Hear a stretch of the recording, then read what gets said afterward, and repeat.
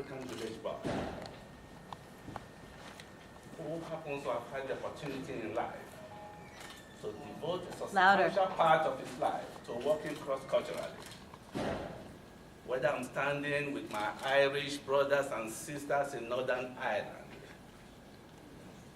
in supporting their aspirations, or defending the rights of the poorly paid Southeast Asian workers here in Los Angeles, and someone who had the opportunity for 3 years to work very closely as the outreach coordinator for 200 of my Latino sisters who were fighting to defend the largest urban farm in Los Angeles or in the US.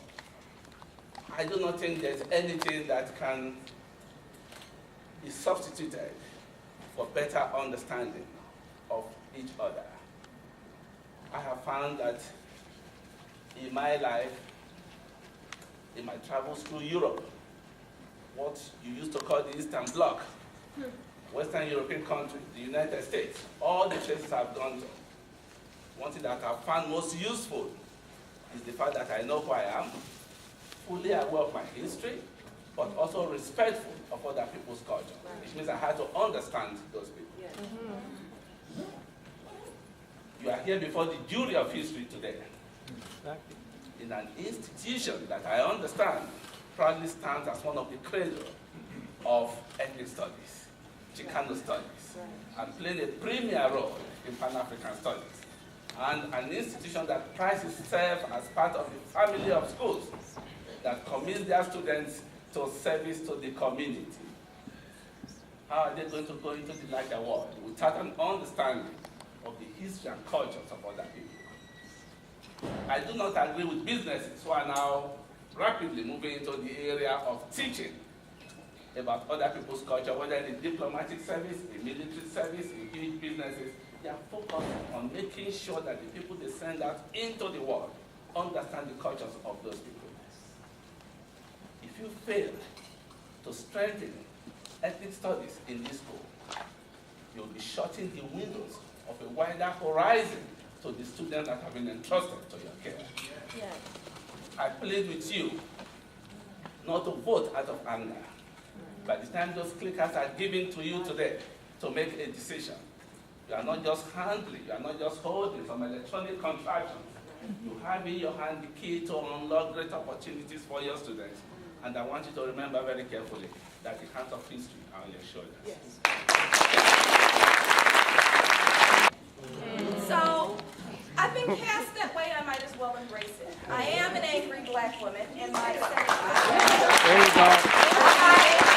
And there's nothing wrong with that. I think that it's important that we remember how we got to this point. Bye, Chicano studies! Shame on Chicano studies! Shame on Chicano studies! Come back, Chicano studies! Hey, let her speak. Walking out on the students! Walking out on the students! If you do not maintain order, They betrayed the movement! Betraying the movement!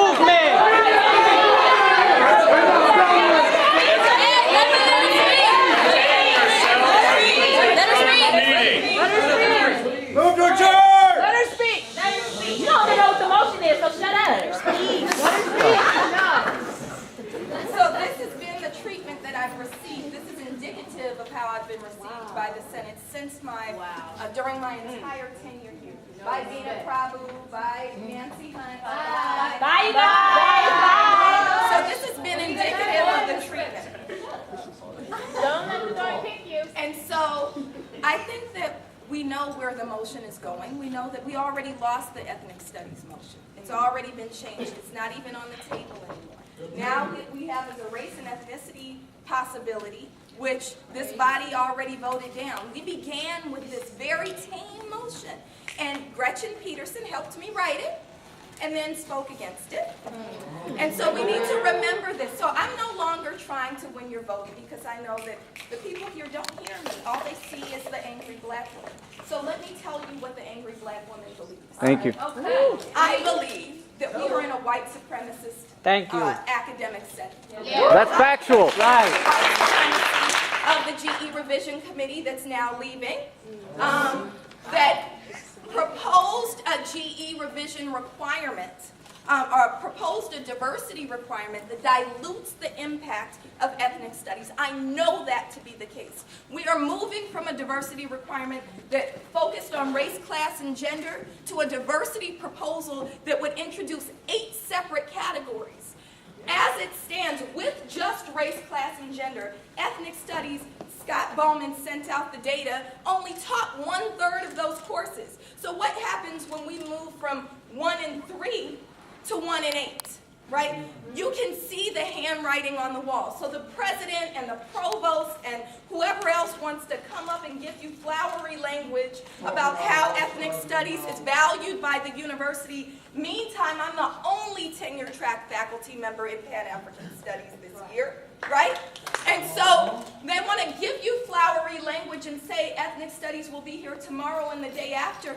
It won't be here in 2017, right? Or will be in some merged form. And so all of you who want to say, I'm here to protect ethnic studies, if it were really on the chopping block, I'd stand up. You're not so dumb to know that, not to know that it's on the chopping block. It's a slow death. That's what's This is about ensuring that we retain our ethnic studies units. This is about ensuring that we stay here. This is about ensuring that we give our students the kind of education that empowers them to get PhDs at UCLA and UC Berkeley, that empowers them to be the teachers that we want in the classrooms for our children. That's what it's really about. It's about saying that we need to have the courage as a university not to move from a space of fear or a space of entitlement, because that's really what's happening. It's this idea that history and sociology and English, and sorry Aaron, I know you, are entitled to teach ethnic studies, but somehow those of us who dedicated our entire careers to doing this work don't have the expertise and are moved only by emotion. I've seen the emails that went around that cast them as bullies. These are our students. How are they bullies? That cast that talk about that proposed Aaron did, right? That talk about targeting. The only name that's included in any of those emails is Melina Abdullah's name. The only person who's been receiving phone calls by anonymous students asking the secretary my whereabouts is Melina Abdullah, not y'all, right? And so we need to understand what it is we're really doing. We can have the courage to entrench ethnic studies, to embed ethnic studies in our curriculum, but instead it seems that the majority of you, which shouldn't be surprising, that is the definition of apartheid. You remember that, Dr. Bowman. Khaleesi would have told us the definition of apartheid is when a power majority, who are a numeric minority, impose an unjust system.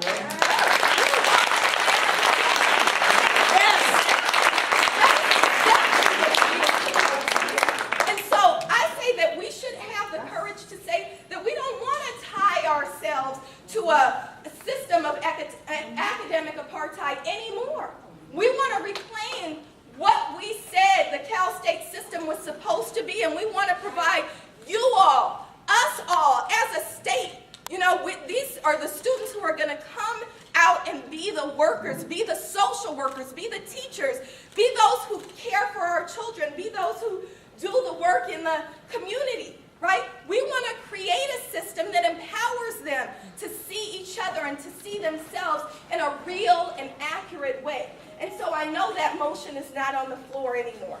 There are opportunities for us to change it, but I encourage you to move not from a space of fear, not from a space of entitlement, white supremacy, and I'm just going to call it as it is. Don't move from that space. Move from a space of vision. Vision what can be. Think about who it is who created Black studies and Chicano studies and Asian American studies in the first place, and why it was created, and really ask yourselves, interrogate yourself, and say, are we past that? Do we not need that anymore? Or is it something that we need? I heard my colleagues in Chicano studies, and it's a lie to say that we didn't reach out about because I've met with people. I have emailed every single one of them. And not one was willing to work with us, right? Or there was one who was willing to work with us and then reneged, right? And so we want to work together. It's important that we work together. Their argument that we don't want to be just GE factories, every single ethnic studies department in the country that's strong has a strong GE component.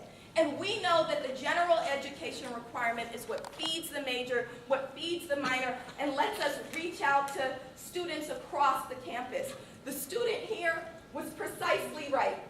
Our students are not educated unless they take an ethnic studies requirement. And so I want to challenge us when we come back next week to rethink our position and stop moving, stop tying yourself to white supremacy, stop tying yourself to a system that keeps people oppressed, and vision something bigger.